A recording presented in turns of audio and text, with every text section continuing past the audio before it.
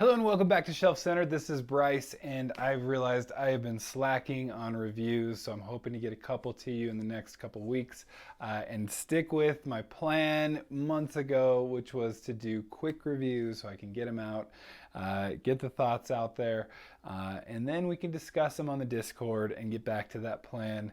Life has surely gotten in the way, but anyway, I wanted to jump into Fairy Tale by Stephen King. Fairy Tale, I know I've heard a lot of mixed reviews on this, but I enjoyed this book really from the start to the finish.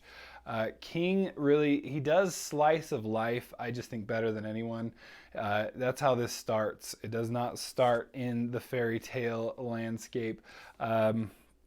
But it starts in the life of this boy. Charlie Reed he's kind of a good kid, and somehow he's been able to kind of survive this time where he not only loses his mother, which happens very, very quickly in the first chapter, but dealing with a dad who's an alcoholic. And I know Stephen King knows a lot about substance abuse issues, and all that, and he can really tell that, I think, so strongly, and he really does in this. And I deal with this a lot in my job on a very regular basis, and so I see it, and I try to have that empathy for people that are caught in it, and I really just think it shines through both the goods and the bads. The support and the love that Charlie even shows his dad despite all these issues, but also just how terrible it is and how he never wants to see that happen again, and watch his dad slide into that again. So you have that. You have this just kind of great casual, the way he just winds that into where you get to where you're going, right, to the meat of the story. But he sets it up just perfectly that you don't have to go, wait, how did we get there? Why did that happen? And why are we suddenly here in a fairy tale land? What you get instead is, and again, I don't think it's a big spoiler, even though that really the fairy tale part of it doesn't happen until about halfway through. But you get this kind of good kid. He's the best baseball player on the team. He does well in school. He's got friends. He's pretty outgoing even, and it's just you just get sucked into this kid's life. He has those, the high school problems, but he's got more than just high schooler problems, especially with losing his mom and his dad going into alcoholism. And so you see that, and you see again, this guy, he goes into AA meetings and all that, and it's just, you're almost just forget why you even came, right? It's literally, the book's called Fairy Tale. It's got more to do with than just this slice of life, but it's just so compelling, and you're just into it. And so Charlie, being just like kind of the just good guy that he is, he hears this dog barking, and he's going, that's not a normal bark. And he happens to be at the house that's essentially the scary house on the block, the scariest house with that there's all kinds of rumors, and it's haunted and everything, and it's just nobody wants to be there, and the dog is just, it's going to bite your face off if you even come close. And so despite all that, he heard a need, and he runs to go help, and he ends up helping Mr. Bowditch. Such a good name. I don't know why. But he helps this just grumpy guy, and I don't know if you've read Frederick Bachman Ove book. We'll get there, I'll show it. But kind of in the same vein of that, where you just have this grumpy guy that you should hate and you want to hate, and somehow King just does his magic, and you love him, and you would hate to meet him, and you would never befriend him right off the bat.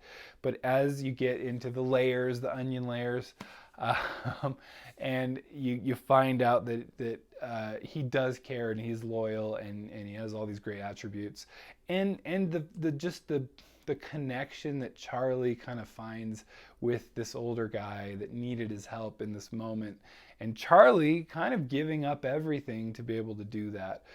It's really, like I said, I read this a little while ago now. We're at the end of the month. I read at the beginning. I might have already dumped a lot of books, but this one still speaks to me to this day.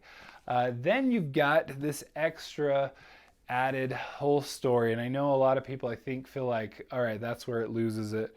I was hugely fascinated by it. It's Stephen King doing a fairy tale the way Stephen King would do it. It's not going to be super happy, and it's not going to be filled with all pleasant kinds of things. It's going to have some realities. It's going to have some issues to it. But if you're not too worried about some minor kind of spoilers getting into this, even though this does happen about midway through the book, we'll get into that right now. So, in this fairy tale land, you kind of first meet these kind of deformed type people, these people that are missing senses, right? Some are missing like a mouth, and it's kind of like coming together, like it's almost glued together, or they're missing their ears or something. And you're kind of going, wait, what's the deal with this? You also, not to mention, have these huge bugs, huge bats, huge lots of things. Just, it's a fairy tale land. There's a magic here or something. He's understanding them, and we're speaking the same language even though they're not. Which is all just explained in a little bit kind of glossed over. Not so much like the very well put together slice of life in the beginning here. But essentially they need a hero, and they need a hero to save the day. What Charlie is here for is his dog. And again, this is one of those where King just makes that relationship between Charlie and the dog, and it's just as good as Charlie and Mr. Bowditch, and just how connected they get, and how he just loves this dog. He loves this dog, Radar, and they're just best friends, and he'll do anything for this dog.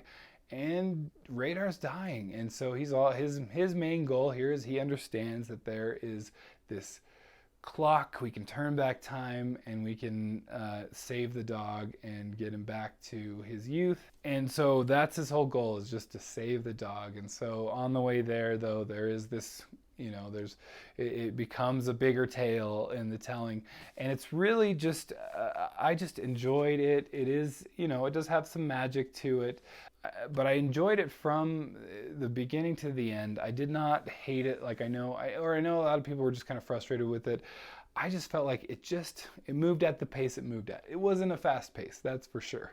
And I could see people, taking a step back on that. But overall, this it's the characters, I think, that you come to King for. You get the characters here. You get them. They're strong. They're powerful.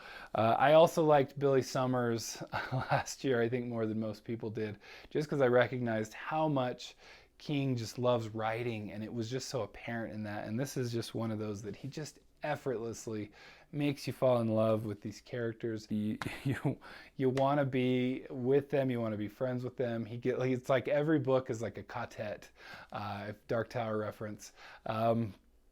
But he gives you a new quartet to get wrapped up in, and you feel a part of, and you feel just connected with your destinies. I know I just described what a quartet is, but I cannot recommend this enough. I'm going to give it an 8 out of 10, and just say highly recommended. Go give it a try. See where you're at with it. And it's King. You're probably already reading it anyway, but even at his current age, he's killing it. He's still killing it. He's still doing it. And maybe this was just the right time. I read this for a readathon that was a fairy tale readathon, once upon a readathon. And so I was already kind of ready and in the mood for a fairy tale, and this was just perfect for that. Love this cover. I just can't get enough of it. And like I said, highly recommended. So many shelves, 8 of the shelves. And so thank you, as always, for stopping by. That has been my review of Fairy Tale by Stephen King. And if you like this kind of stuff, I'm going to do more reviews, I promise. I need to get back to it. I love doing reviews. That's why, really, the bread and butter of this channel. And so if you like this kind of thing, please subscribe, and we'll catch you next time. Bye.